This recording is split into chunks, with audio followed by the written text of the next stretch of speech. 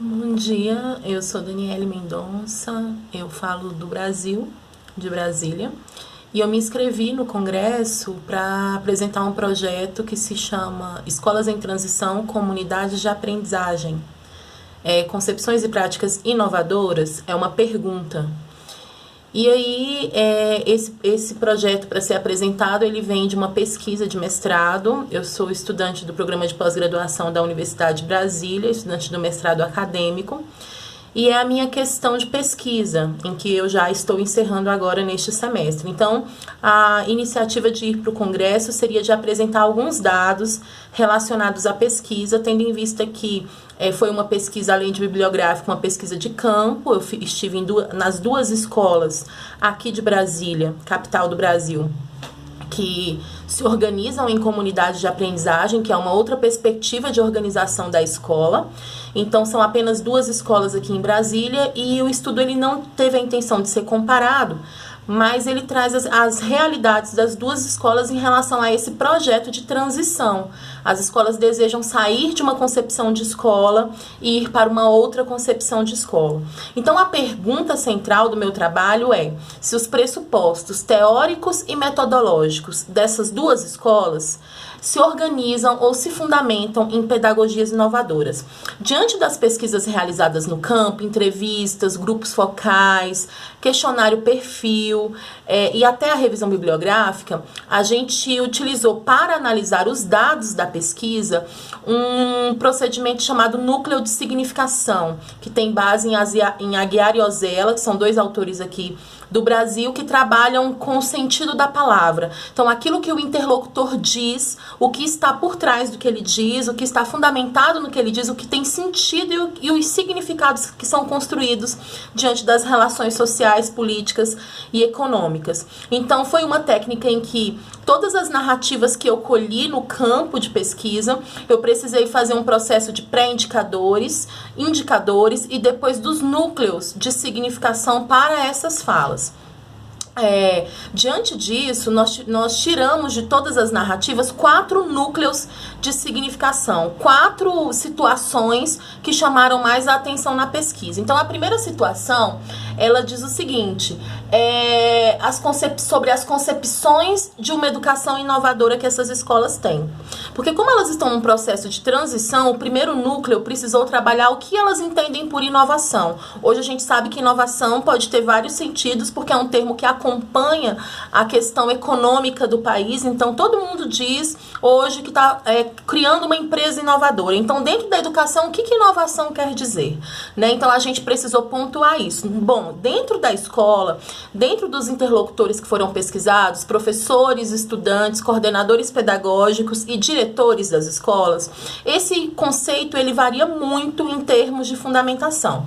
Então, eu posso dizer que no final das contas, depois de toda a análise, a gente percebeu que o conceito de inovação, ele em muitas situações, ele não está relacionado à concepção de inovação, mas mais à prática inovadora. Então, as escolas utilizam de práticas inovadoras, de outras formas de organizar o trabalho pedagógico, e isso são práticas inovadoras, são práticas diferentes, são práticas que valorizam o potencial do estudante, porque o objetivo e função dessas duas escolas é trabalhar autonomia, protagonismo, pesquisa livre, liberdade desses estudantes. Então, o conceito de concepção, muitas vezes, está atrelado a uma mudança, a uma ruptura de uma escola convencional. Então, eles trazem muito isso, mas é importante a gente colocar uma questão.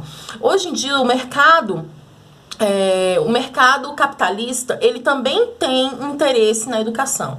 Ele tem, na verdade, muito mais interesse na educação do que a gente pode dizer de outros institutos ou até mesmo do Estado. Então, ele também utiliza de termos de inovação para dizer, olha, isso aqui é inovador, isso aqui vai dar certo. Então, nem tudo que é inovador traz uma verdadeira mudança dentro do aspecto educacional. Muitas vezes traz até um retrocesso, dependendo da prática, se ela não estiver bem fundamentada. Um outro núcleo que a gente tirou de todas as análises dos interlocutores foram as perspectivas políticas e pedagógicas no Brasil para se criar um novo modelo de escola. O modelo que a gente tem de escola no Brasil, ele vem passando por várias reformas desde que a escola esteve aqui no século 18, mas ainda assim, mesmo passando por várias reformas, a escola conserva, a escola guarda da sua estrutura inicial muitas questões, desde teorias, metodologias, formatos, tempos e espaços. Então, como numa perspectiva atual, quais seriam as perspectivas políticas e pedagógicas para essa escola inovadora acontecer aqui no Brasil? Bom, o que a gente tem dentro da pesquisa é que a gramática escolar, ela em muito limita e cerceia projetos inovadores. Então, se a escola vai precisar de mais pessoal, por exemplo, a legislação não permite. Se a escola precisa diminuir o número de estudantes, a legislação não permite. Se a escola precisa fazer algum movimento que foge dessa gramática, ela vai ter muitas dificuldades. Então, alguns autores dizem o seguinte, que, na verdade, dentro de uma sociedade capitalista, em que as influências e os valores capitalistas também chegam na escola, é muito difícil fazer uma revolução, é muito difícil fazer uma transformação, porque a escola faz parte da sociedade, e a sociedade não está transformada para ter essa escola transformada. Então, nesse sentido, a escola vai ter que em muitos momentos, ela vai ter que subverter essa ordem capitalista por meio de práticas inovadoras. Mas muitas vezes ela não vai conseguir inovar todo o processo, ela vai conseguir fazer mudanças em algumas práticas. Bom, o terceiro núcleo que surgiu para a gente foram os desafios que essas duas escolas enfrentaram para construir e consolidar essa prática pedagógica inovadora de comunidade de aprendizagem. Comunidade de aprendizagem não existe só no Brasil, existe na Espanha, existe em alguns outros países, em Portugal. São formas de você reconfigurar a escola como uma grande comunidade em que todos são aprendizes, todos são educadores, e a aprendizagem dialógica é a base, o diálogo, as rodas de conversa, as assembleias, as tomadas de decisões coletivas, enfim. Tudo isso gera uma gestão mais democrática e também mais autônoma dos estudantes. Então, os grandes desafios que essas duas escolas aqui no DF encontram é justamente nos normativos, que não permitem tantas mudanças, na própria formação de professores, porque chegam professores que não têm essa vivência desse tipo de escola, às vezes nem concordam com essa teoria e essa metodologia, e por questões diversas estão nessa escola, então isso pode ser também um limitador para que a mudança, a transição aconteça de fato, porque a gente sabe que na formação de professores, para que um professor realmente vivencie uma prática real, ele precisa ter uma consciência transformada, senão aquela prática vai ser só burocrática, técnica, para servir de cumprimento de uma função. Então, muito do que a gente viu nas duas escolas ainda faltava dessa consciência, mas isso é algo que a escola não consegue controlar, então é um limitador. É um limitador também, muitas vezes, uma família que não acredita nesse tipo de educação, que acha que pelo fato dos meninos utilizarem vários espaços na escola, a pesquisa, o tempo livre, serem mais autônomos, eles não estão aprendendo. Então, tem uma questão relacionada do que é aprender, como se dá a aprendizagem, porque as duas escolas tentam investir bastante na pesquisa. Então, o professor, ele sai daquele campo de ensino e ele vai para um campo mais horizontalizado nas relações de orientador, de guia, de mediador.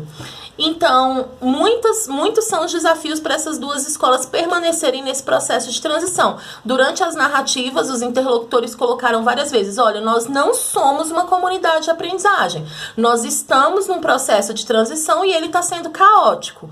Caótico no sentido de que para você transformar, não precisa só formar o professor, não precisa só transformar os espaços da escola, é um conjunto de situações, de objetivos materiais, institucionais e humanos que vão fazer com que aquela mudança ela aconteça efetivamente. Só que esse conjunto de objetivos materiais, humanos e institucionais depende também de uma organização da rede de escolas. Então, acabam que as escolas ficam isoladas, se esforçando muito para tentar fazer mudanças, e nesse esforço muito grande, se tem uma solidão profissional e uma sensação de que nada está acontecendo, porque você não tem o favor e a perspectiva do Estado junto com essa situação. Os documentos atuais no Brasil relacionados à formação de professores, currículo, são documentos que têm trazido uma concepção extremamente mais mercadológica da educação do que de um entendimento de uma concepção teórico crítica histórica da educação.